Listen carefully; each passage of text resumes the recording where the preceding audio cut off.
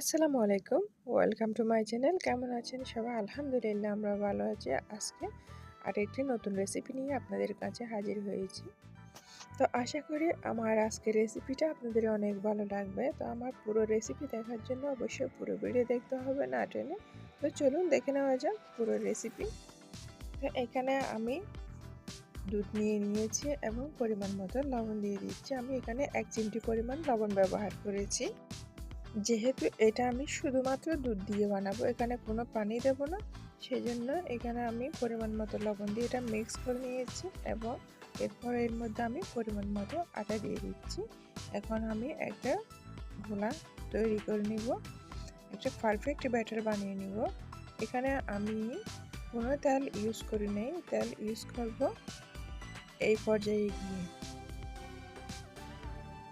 কারণ আমি দুধের সাথে যদি তেলটা দিই সেক্ষেত্রে এটা স্বাস্থ্যের জন্য পারফেক্ট হবে না, যার কারণে এটা আমি দুধের সাথে তেলটা দিই নি।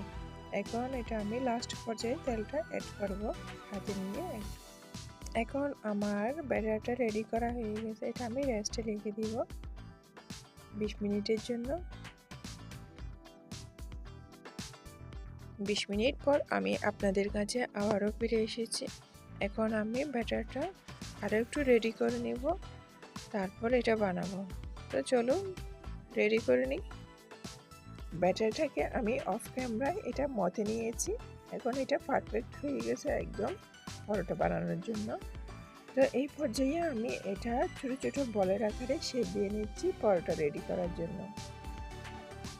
এই পরোটা বানাতে স্টেপ বাই স্টেপ সব কিছুই ফলো করতে হবে। একটা যদি স্কিপ হয়ে যায় সেক্ষেত্রে পরোটাটা পারফেক্ট হবে না। তো স্টেপ বাই স্টেপ আমরা আপনাদেরকে দেখাবো। এখন আমি ছোট ছোট বলগুলো আমি একটা একটা রুটি বেলে নিব। একটা একটা রুটি বেলে নেওয়ার পর আরও স্টেপ বাই স্টেপ কাজ করতে হবে। তো আমি প্রথমে একটা বেলে আপনাদেরকে দেখাচ্ছি। তা আমার রেসিপিটা আপনাদের কেমন লাগতেছে সেটা অবশ্যই কমেন্ট করে জানাবেন। আপনারা কমেন্ট করলে আমার অনেক ভালো লাগে। এখন রুটিটা বেলে নেওয়া হয়ে গেছে।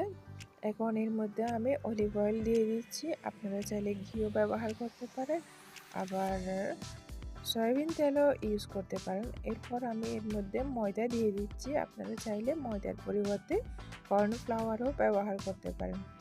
তো এখন আমি ময়দা দিয়ে এটাকে ভালো করে সেট করে নিচ্ছি, এভাবে গোল আকারে। এরকম দেখতেছেন আপনারা পাটিসাপটা পিঠার মতো এটাকে বটে, তারপরে বলের আকারে আবারও গোল করে বটে নিচ্ছি একটা শেপ দিয়ে। এভাবে বটে নেওয়ার পর এটা আমি সেট করে নিয়েছি। এখন এটা আমি ছুরি দিয়ে মাঝখান দিয়ে কেটে নিব। এটা আমার একটা বলে 2টার পরোটা হবে। তো এখন এটা আমি মাঝখান থেকে কেটে নিয়েছি। আমি আপনাদেরকে দেখাবো এখানে লেয়ার লেয়ার হয়েছে। এই পরোটাটা আমরা যেরকম দোকান থেকে কিনে খাই সেই রকমই একদম লেয়ার হয়েছে। আপনাদের বোঝার সুবিধার্থে আমি আরও একটা বানিয়ে আপনাদেরকে দেখাচ্ছি। তো আমি প্রথমে এভাবে একটা রুটি বেলে নিচ্ছি। এখন রুটিটা যখন পারফেক্টভাবে বেলে নেওয়া হয়ে যাবে, এর মধ্যে আমি অলিভ অয়েল হোক, তারপর ঘি হোক, তারপর সয়াবিন তেল হোক, যে কোনো একটা ইউজ করতে পারবো যার যেটা পছন্দ টেস্ট অনুযায়ী। এরপর আপনারা চাইলে এর উপর কর্নফ্লাওয়ার অথবা ময়দা যে কোনো একটা ইউজ করতে পারবেন। তো এখন আমার রুটিটা বেলে নেওয়া হয়ে গেছে। এর মধ্যে আমি অলিভ অয়েল দিয়ে দিচ্ছি। অলিভ অয়েল দিয়ে এটা ভালোভাবে হাত দিয়ে চারপাশে মাখিয়ে নিতে হবে। এরপর এর মধ্যে আমি ময়দা দিয়ে দিচ্ছি। ময়দা দিয়ে এটা আমি ভালো করে রোল করে বটে নিব, যাতে পরোটাটা লেয়ার লেয়ার হয়। আপনারা বাসায় এরকম করে বানিয়ে খেয়ে দেখবেন, এটা অনেক মজা।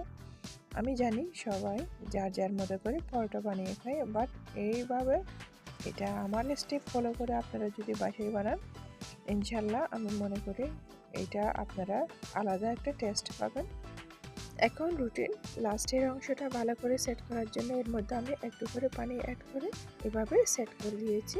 এভাবে সেট করে দিলে এটা আর খুলবে না, একদম লেগে থাকবে। এখন এটা আমি মাঝখান দিয়ে ছুরি দিয়ে কেটে নিচ্ছি।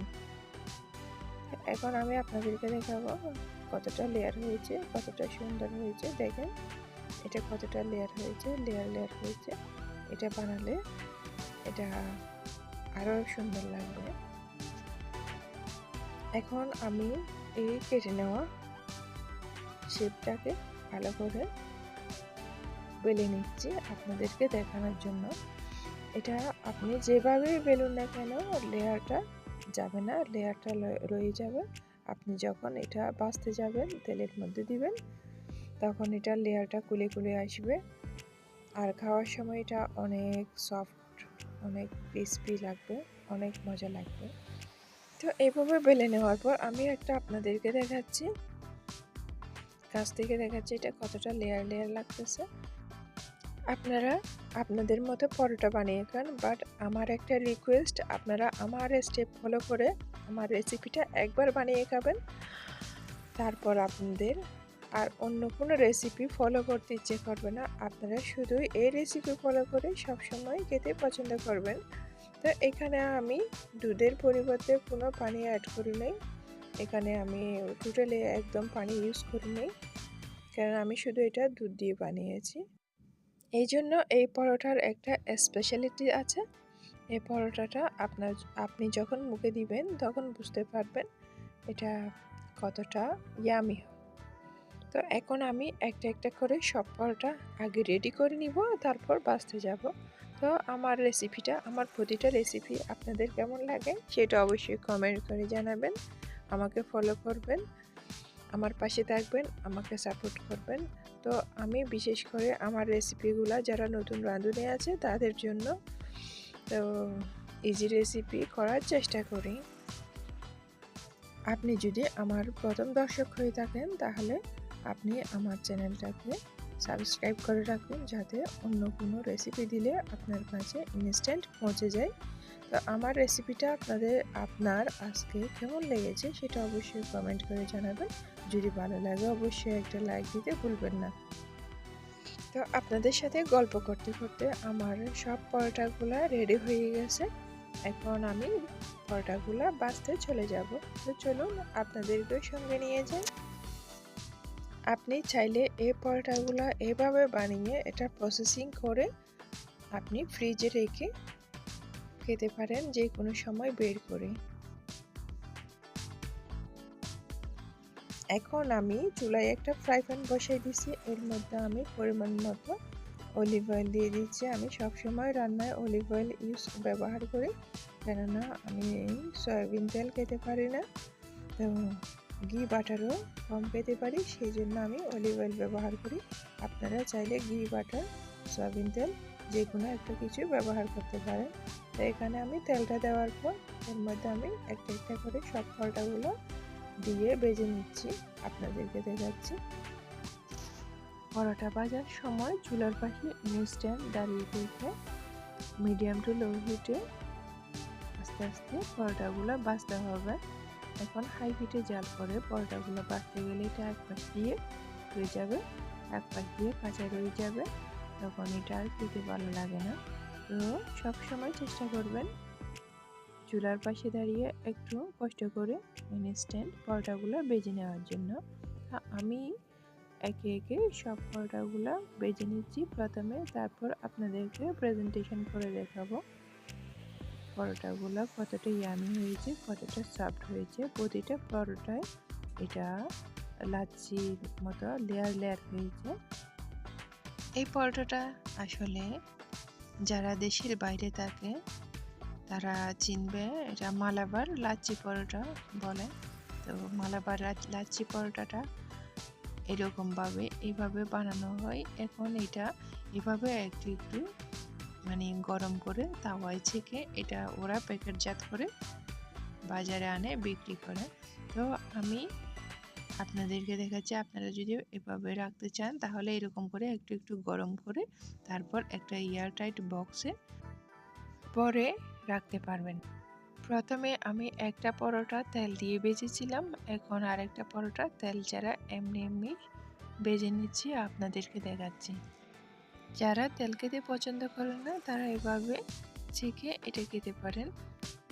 এখন আমি আর একটা পরোটা তেল দিয়ে ভেজে দেখাবো আপনাদেরকে। দুইটা পরোটার মধ্যে পার্থক্য কতটা। আপনি এটা তেল দিয়ে ভাজুন আর তেল ছাড়া ভাজুন, যেরকমই ভাজুন না কেন আপনার পছন্দ অনুযায়ী, তো খাওয়ার ক্ষেত্রে সেম টেস্ট আসবে, কোনো ডিফারেন্ট টেস্ট আসবে না। তো আপনাদের সাথে কথা বলতে বলতে আমি আমার সব পরোটাগুলো ভেজে নিচ্ছি। তো আপনারা দেখতেছেন তো পরোটার কালারটা কতটা সুন্দর হয়েছে। এটা আমি মিডিয়াম টু লো হিটে রেখে আস্তে আস্তে এটা ভেজে নিচ্ছি।